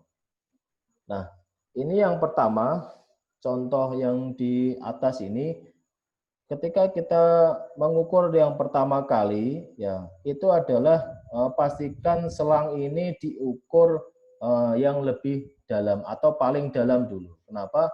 Karena ketika pengambilan sampel yang pertama di tempat yang paling dalam, itu adalah yang terukur adalah paparan gas H2S. Kenapa? Karena gas H2S adalah sifatnya berbahaya dan juga mematikan, dan dia konsentrasi atau volumenya itu lebih berat daripada tekanan udara di sekitar. Berikutnya, selang ini bisa ditarik lagi, bisa ditarik ke atas lagi. Yang terukur adalah di daerah tengah ini ya, di daerah tengah ini. Di daerah tengah ini yang terukur adalah oksigen dan CO-nya, oksigen dan CO. Terus selang ini kita tarik lagi ya. Oke, selang ini kita tarik lagi di bagian atas ini. Di bagian atas ini yang terukur itu adalah LEL-nya atau gas yang mudah terbakar. Itu urutan-urutan ketika menggunakan gas detektor pada ruang terbatas, ya, dengan tempat masuknya adalah vertikal. Sama seperti apa yang ditanyakan tadi dari Pak Muhammad Amrul Faruk untuk pengukuran gas di dalam tongkang. Ya, yang pertama ketika tutup palka sudah dibuka, ini adalah pengukurannya seperti ini. Tetapi ketika ada tipikal apa namanya confined space atau ruang terbatas tersebut tidak beraturan, ketika yang pertama ini kita ukur adalah posisinya aman, maka kita bisa masuk ke dalam ruang terbatas untuk melakukan pengukuran di tempat yang kedua. Dan pastikan ketika kita masuk di ruang terbatas ini adalah kita body system atau minimal 2 orang masuk, dan pastikan ada watchman ataupun orang yang bertugas menjaga pada mulut atau pada tempat keluar dan masuknya orang di manhole-nya ini. Demikian jawabannya buat Pak Muhammad Amrul Faruk. Berikutnya pertanyaan dari Pak Joko Cahyono. Izin bertanya, untuk area penyimpanan BBM, bensin atau solar, sebaiknya menggunakan gas tester indikator apa saja, Pak? Oke. Ini sama seperti apa yang saya jelaskan tadi buat pertanyaan ke Pak Mukhtar UI ya. Jadi ketika di area penyimpanan BBM, bensin atau solar, misalkan kita punyanya multi gas detektor yang tipe 4 tadi ya, yaitu yang terukur adalah H2S, CO, O2, dan LEL. Nah, LEL pada gas detektor itu sebenarnya sensornya adalah sensor metan atau CH4. Nah, bensin atau solar itu juga punya komposisi hidrokarbon metan yang mudah terbakar. Tapi ketika kita menggunakan gas detektor tipe multi yang 4 itu, maka yang terukur LL-nya itu juga terukur, tetapi unsur hidrokarbon dari bensin dan solarnya yang paling komposisinya paling banyak itu masih belum terukur, yaitu benzinanya tadi. Maka bagaimana bisa terukur dengan baik? Bisa referensinya dengan menggunakan gas detektor yang tipe PID atau Photo Ionization Detector yang tipe 5 gas tadi. 4 gasnya adalah H2S, CO, O2, LEL, dan 1 gasnya adalah sensor yang PNP atau plug and play. Bisa dipasang sensor yang bisa mendeteksi benzina tadi. Demikian jawabannya Pak Joko Cahyono.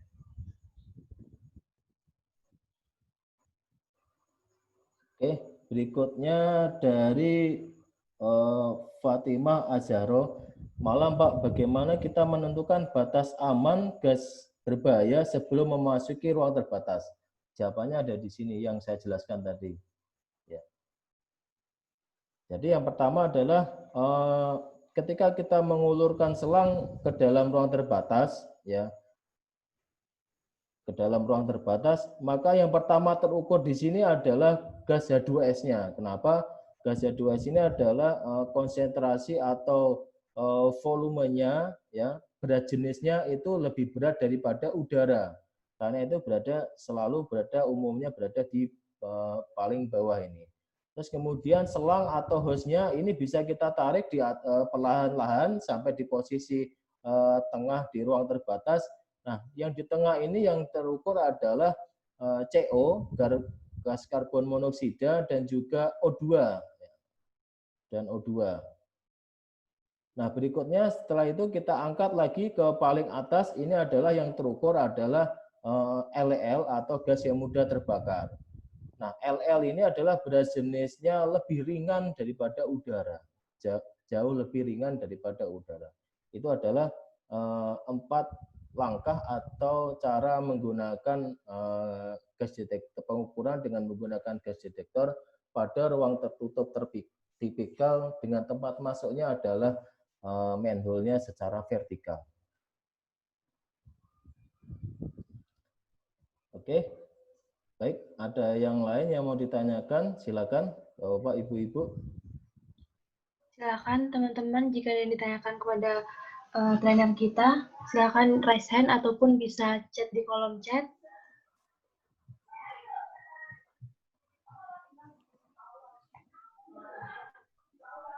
Atau mungkin Kak Rahmat Budianto ada tambahan materi sembari menunggu teman-teman buat menanyakan. Oke, baik.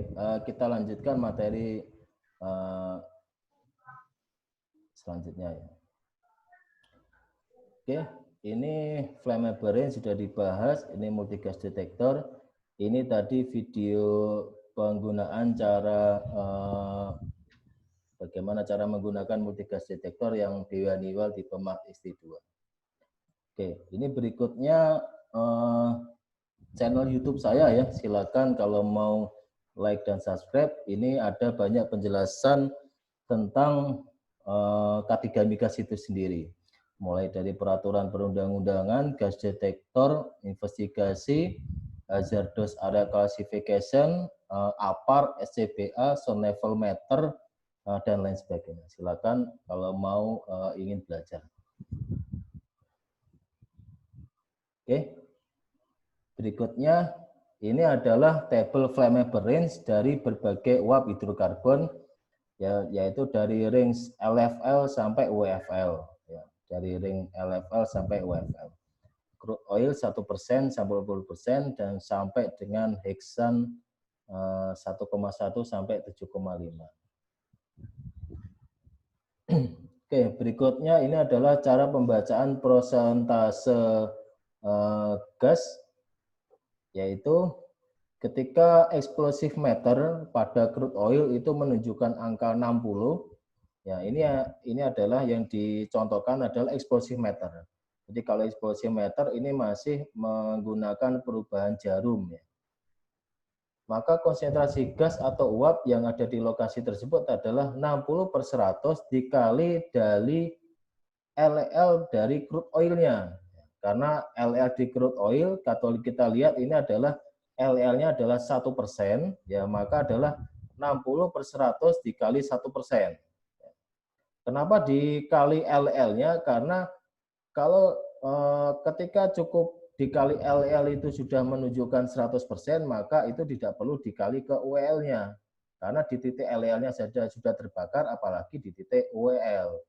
Itu mungkin jawabannya kenapa kok harus dikali pada LL-nya ya. Nah, setelah kita tahu konsentrasi volumenya dalam persen, ya maka kita bisa merubahnya ke dalam ppm atau part per million-nya. Kalau lebih mudahnya adalah tinggal dikali 0,6% dikali 10.000, karena 1% itu adalah 10.000 ppm. Berarti sama dengan 6.000 ppm. Oke, berikutnya ini adalah jenis-jenis alat pendeteksi gas yang portable. Yang pertama adalah bentuknya kapsul atau tube detektor. Ini yang gambar paling bawah. Terus yang kedua adalah portable. Ini adalah yang sifatnya bisa diringan atau bisa dibawa kemana-mana. Ini tipenya adalah karena di sini ada tulisannya 2S, maka ini hanya bisa dipakai untuk mengukur gas H2S saja. Kalau di sini tulisannya O2, maka yang bisa diukur adalah O2. Kalau di sini ditulisnya adalah CO, maka yang terukur adalah CO-nya saja. Kalau di sini ditulis LL, maka yang terukur adalah LL-nya saja. Jadi tergantung dari indikasi yang terdapat pada alat tersebut.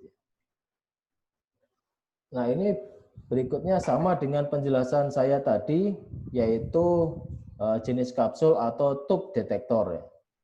Tube detektor. Ini adalah, kalau nggak salah, ini adalah punyanya Gastech Pump. Mereknya adalah Gastech Pump. Ini adalah gelas kaca. Ini dipecahkan ujung ke ujungnya, dipecahkan ujung ke ujungnya. Ini dipecahkan ujung ke ujungnya. Ada rautannya di sini.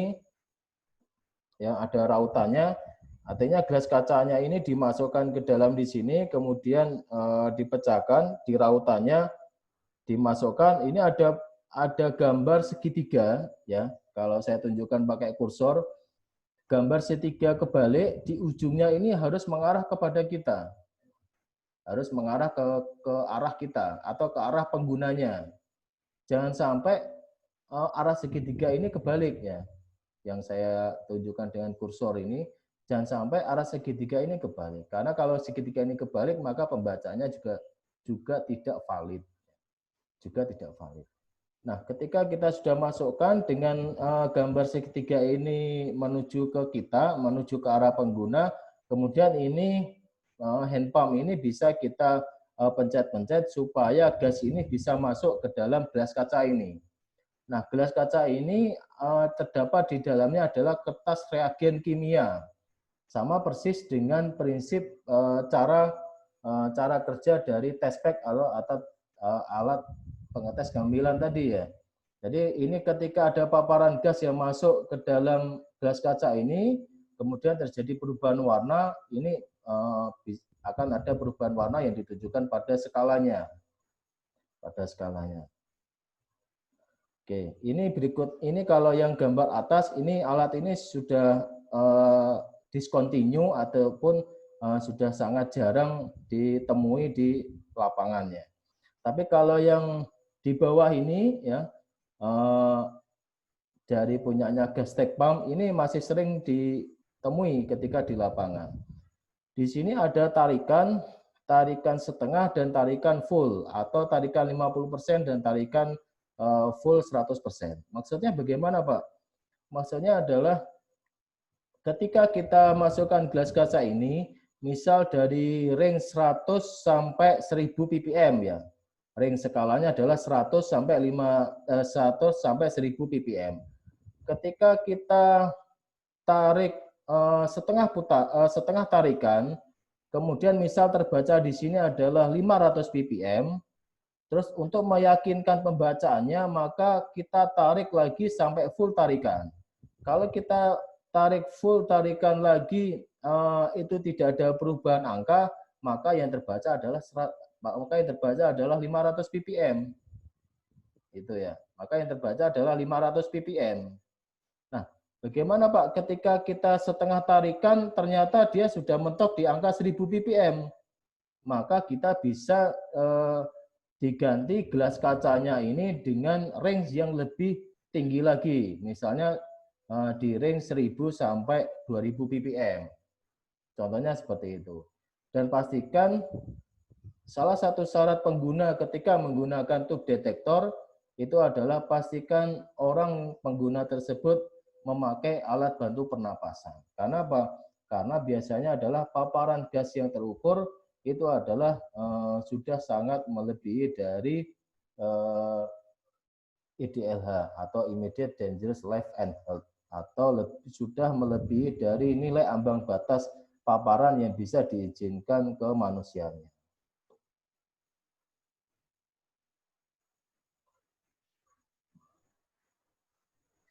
Oke, ini cara-cara menggunakan tube detektor. Ini sama seperti yang saya barusan ceritakan ya.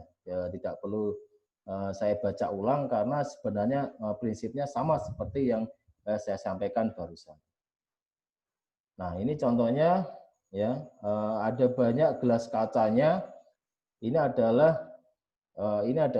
filter-filter yang atau filter-filter karet untuk mengunci pada gelas kacanya di sini ya. Gelas kacanya di sini.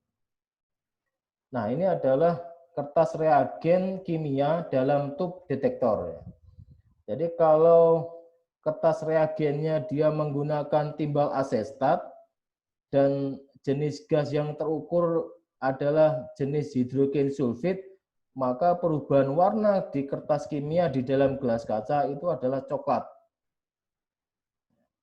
Coklat. Nah, terus bagaimana Pak kita tahu reagennya ini timbal asetat atau tembaga asetat?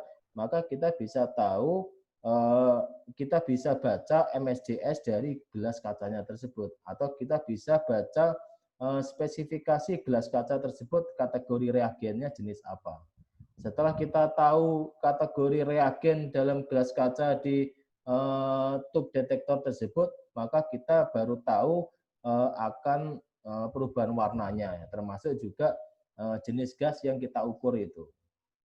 Nah ini gambar dari tube detektor, tipenya atau brandnya adalah Gastec ya, atau Gastec. Nah di sini ini adalah rautannya yang saya ceritakan tadi. Ya, ini rautannya, ini adalah silindernya. Ini adalah posisi setengah tarikan, ya. Terus yang paling ujung sini adalah satu tarikan. Setengah tarikan dan ini satu tarikan. Nah, ini adalah logo segitiga. Pastikan logo segitiga ini adalah mengarah ke pengguna. Mengarah pengguna atau segitiganya ini adalah arahnya ke sini ya. Arahnya ke sini atau mengarah ke pengguna. Jangan sampai terbalik untuk posisi segitiga ini. Karena ini adalah critical ya. Jangan sampai salah bacanya. Jangan sampai salah bacanya. Oke. Nah, ketika kita sudah setengah tarikan, ya misalnya yang terbaca adalah 30 ya, setengah tarikan 30. Terus kita tarik lagi sampai full, ternyata masih tetap di 30. Berarti nilainya adalah 30. Terus misalnya contoh yang kedua, setengah tarikan ini adalah 30 ya. Terus full tarikan itu nilainya adalah 40, maka nilai yang terbaca adalah 40 ini. 40 ppm. Pak, bagaimana Pak ketika setengah tarikan dia sudah di mentok 60? Maka ketika setengah tarikan dia sudah mentok di 60, kita bisa mengganti gelas kaca dengan range yang lebih tinggi lagi. Karena kita tidak tahu apakah nilai yang terukur itu adalah di angka itu atau bisa jadi di angka yang lebih tinggi lagi, gitu ya. Nah ini contoh-contoh kertas reagen kimia yang berada pada tube detektor, yang berada pada tube detektor. Oke, ini contoh-contoh kertas kimianya. Oke, berikutnya ini adalah portable gas detector. Prinsip kerjanya adalah dengan electrochemical sensor dan dengan menggunakan teori jembatan Wheatstone tadi ya. Penyerapan gasnya adalah dengan difusi elektrolisa, sama seperti penjelasan yang saya jelaskan tadi. Ini sama penjelasannya. Ini adalah penjelasannya yang dengan electrochemical sensor atau sensor yang perubahan dengan temperatur temperatur dari ruang pembakaran yang perubahan temperatur panas di R4 atau thermal resistant. Berikutnya adalah oksigen analyzer. Ya, oksigen analyzer ini hanya untuk mengukur oksigen saja. Prinsip cara kerjanya juga sama, electrochemical sensor dan teori jembatan Wheatstone tadi. Ini contoh penggunaan gas tes pada ruang terbatas ya. Selalu pastikan pengetesan di udara ruang terbatas sebelum orang tersebut masuk. Setelah masuk, lakukan pengetesan secara reguler atau pengetesan secara continuous monitoring atau pengecekan secara terus-menerus untuk memastikan kandungan kualitas udaranya adalah aman, yang aman untuk digunakan. Terus berikutnya pastikan selalu direcord atau dilakukan pencatatan. Oke. Testing ruangan terbatas ini untuk memeriksa keberadaan gas yang mudah menyala atau terbakar atau asap beracun dan memastikan cukupnya suplai atau kandungan oksigen. Ini sama seperti tadi yang sudah saya jelaskan bagaimana cara mengukur di ruang terbatas dengan kategori tipikal adalah vertical access atau tempat masuknya vertikal ataupun kategori ruang terbatas dengan bentuk yang irregular ataupun tidak beraturan.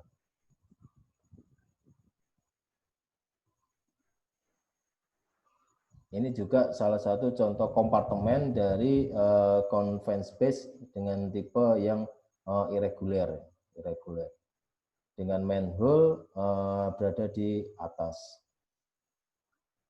Oke, ini contoh cara pengukuran di ruang tertutup di dalam ruang tertutup lainnya dengan menggunakan gas detektor. Yang pertama adalah pada ruangan kompartemen pertama, ya pada ruangan kompartemen pertama ini sebelum kita masuk maka kita harus mengukur pengukuran gas ini dari luar ruangan tersebut, ya dari luar ruangan tersebut. Dan pastikan juga sirkulasi udaranya itu juga baik, bisa menggunakan blower ya, bisa menggunakan blower ataupun blowernya ada dua, yang satu nyedot, yang satu memasukkan udara seperti itu. Yang pertama adalah yang diukur adalah yang di bagian bawah tangki atau ruangan kompartemen pertama ini. Ketika yang pertama diukur ini adalah yang terbaca umumnya adalah gas H2S karena berat jenisnya lebih berat dari udara. Kemudian ditarik di posisi tengah ini, ya di posisi tengah ini yang umumnya terukur adalah O2 dan CO, dan posisi yang terakhir ini adalah yang umumnya terukur adalah LL-nya karena berat jenisnya sangat ringan atau lebih ringan lagi dari udara. Kalau berat jenisnya CO dengan O2 itu juga hampir sama. Setelah ruangan kompartemen pertama ini sudah aman, ya maka kita bisa masuk untuk melakukan pengukuran pada ruangan kompartemen yang kedua dan pastikan kita melakukan pekerjaan ini dengan body system atau dengan dengan dibantu rekan kerja yang lain. Artinya apa? Artinya ketika ada sesuatu keadaan di luar prediksi atau di luar dugaan, kita bisa minta tolong untuk evakuasi ataupun hal yang lainnya.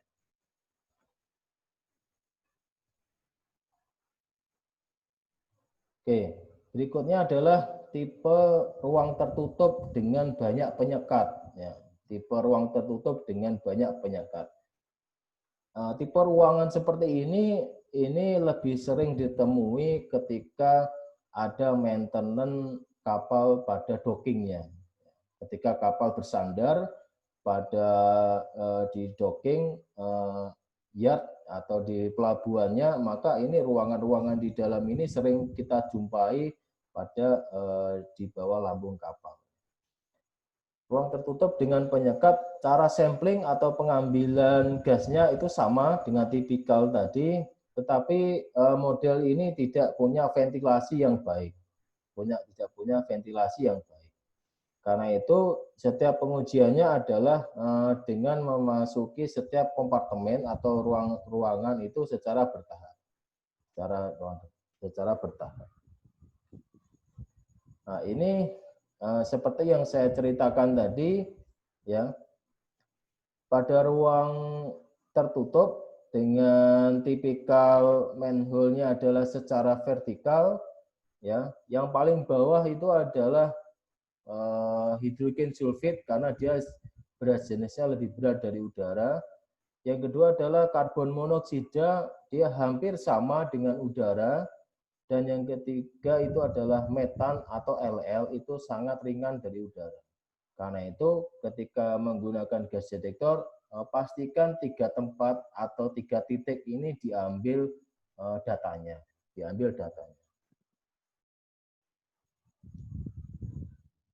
Oke, berikutnya pengujian udara dalam ruang tertutup harus dilakukan. Yang pertama adalah sebelum masuk bila ruangan itu kosong, setelah dilakukan ventilasi setiap selama 10 menit ataupun bila ventilasi diperlukan itu juga perlu dilakukan pengujian udara secara terus-menerus atau berkala. Minimal setiap jam di mana izin kerja diperlukan untuk ruang tertutup ataupun lebih kerap bila mana kondisi atau untuk jaminan karena keraguan. Jadi kalau misalnya di mana kondisinya dibutuhkan ataupun kita ada keraguan, maka kita bisa standby melakukan pengukuran dengan frekuensi yang lebih sering. Maksudnya seperti itu. Oke, berikutnya ini adalah kalibrasi. Prinsip dasar dari kalibrasi itu adalah prinsipnya adalah mengembalikan ke parameter standar menurut datasheet atau menurut manual dari pabrikan alat tersebut. Itu adalah prinsip kalibrasinya seperti itu. Karena itu kalibrasi alat satu dengan alat yang lain, terlebih khusus beda brandnya, maka proses kalibrasinya juga berbeda. Setiap alat ukur harus dilakukan kalibrasi secara periodik. Ini referensinya juga ke datasheet dari masing-masing alat tersebut dan umumnya adalah 180 hari. Dengan kalibrasi dapat diketahui sensor itu masih berfungsi dengan baik. Kalibrasi dilakukan untuk mengatur ulang pembacaan dengan menggunakan gas standar. Dan yang keempat adalah setiap peralatan itu mempunyai karakteristik sendiri. Untuk mengkalibrasi harus mengikuti petunjuk yang dikeluarkan oleh pabrik pembuatnya. Ini yang saya maksud berulang kali saya sampaikan tadi. Nah, berikutnya ini adalah contoh video bagaimana cara proses kalibrasi secara manual.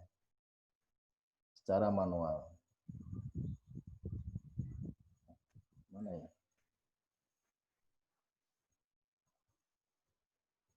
Oke, sebentar, saya coba sharing.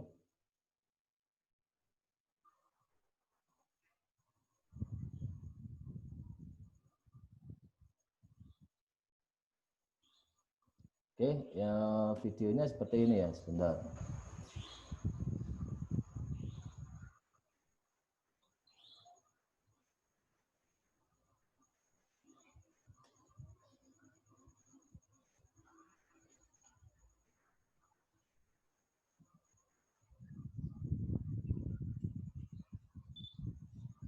Oke, ini adalah proses cara kalibrasi gas detektor secara portable ya, secara portable. Oke, masih amatiran ya membuat videonya. Yang pertama adalah nanti tombol menu ini dipencet, ditahan selama 3 detik, kemudian nanti akan masuk ke menu kalibrasi. Setelah masuk ke menu kalibrasi, ketika nanti ada muncul tulisan apply gas, maka kita bisa membuka apply gas dan menggunakan tabung ini, dan kemudian kita buka dan nanti prosesnya akan secara otomatis ya, secara otomatis. Ini adalah bagaimana cara kalibrasi gas detektor dengan cara manual, Oke, videonya masih amatiran.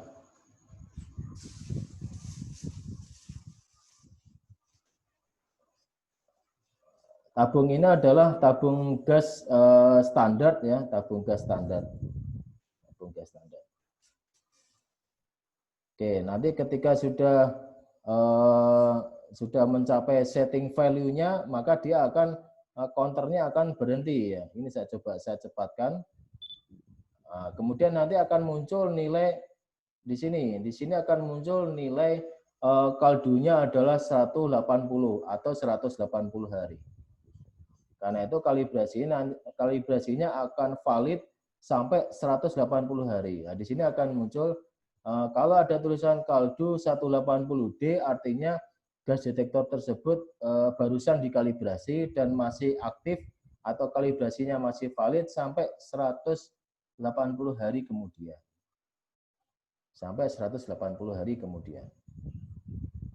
Kalau di situ kaldunya misalnya 43D, artinya 43 hari lagi kalibrasinya akan mati atau kalibrasinya menjadi tidak valid.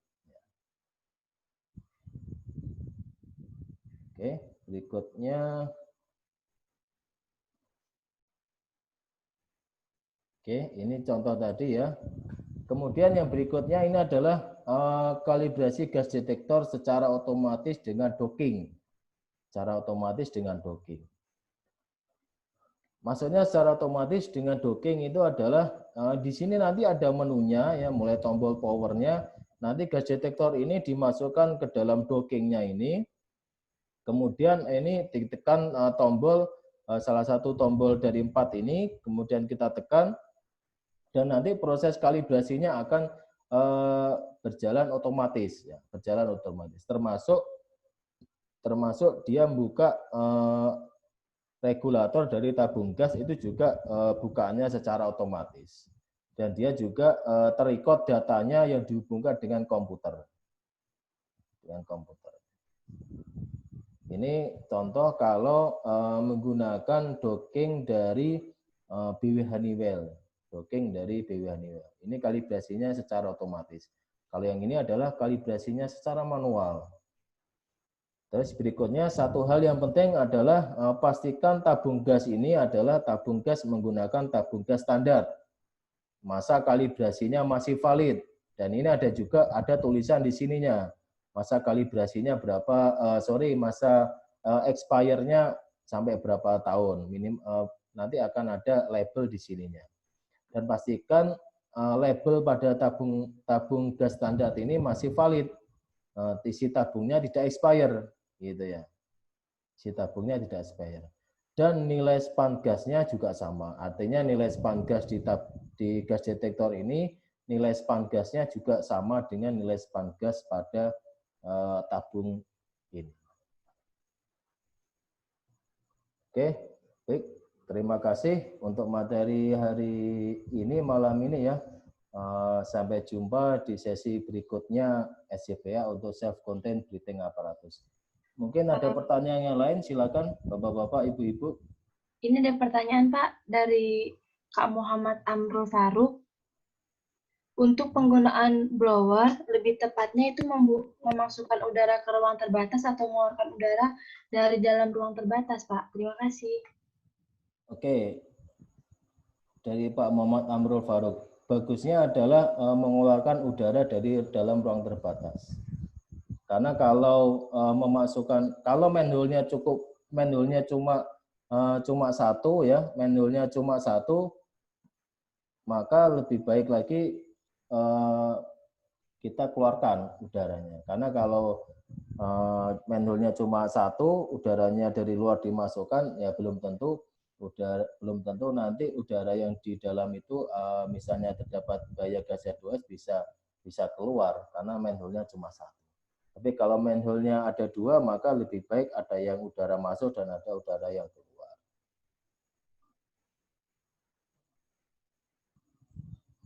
Oke, baik. Mungkin ada yang ditanyakan lagi. Silakan Bapak-bapak, Ibu-ibu. Ini ada pertanyaan dari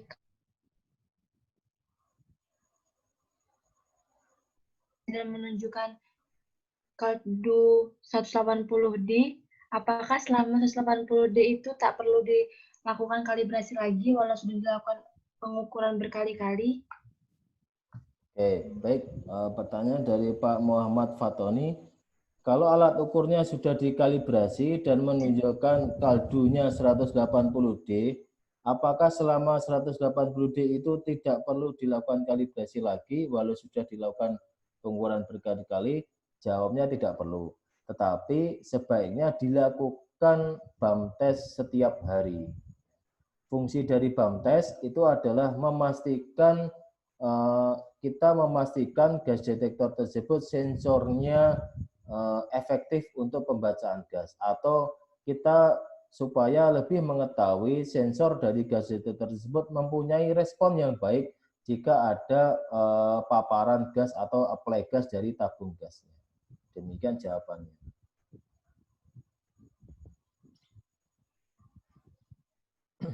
Baik, ada pertanyaan yang lain, silakan. Karena waktu sudah menunjukkan pukul 10, Pak, mungkin kita sudahi saja. Oke, oh sudah jam 10 ya, tidak terasa. Iya, Pak. Oke, baik. Ada pertanyaan yang lain?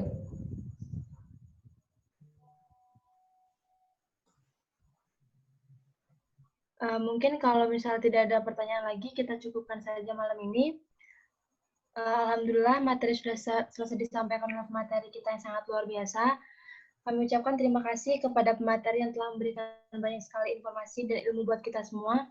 Dan kami ucapkan terima kasih atas partisipasi dari audiens dalam acara kita pada malam hari ini. Semoga ilmu yang kita dapat hari ini bermanfaat untuk kita semua. Baik, sebelum saya tutup acara ini, kita masuk ke sesi dokumentasi ya, Kak. Mungkin bisa dihidupkan kameranya karena kita masuk ke sesi dokumentasi. Silakan operator untuk diambil alih. Baik,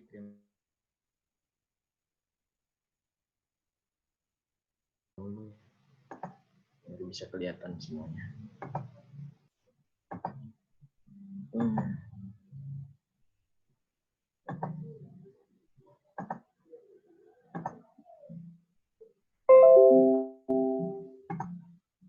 Baik, diharapkan kepada semuanya nanti sama-sama dengan pose salam K3.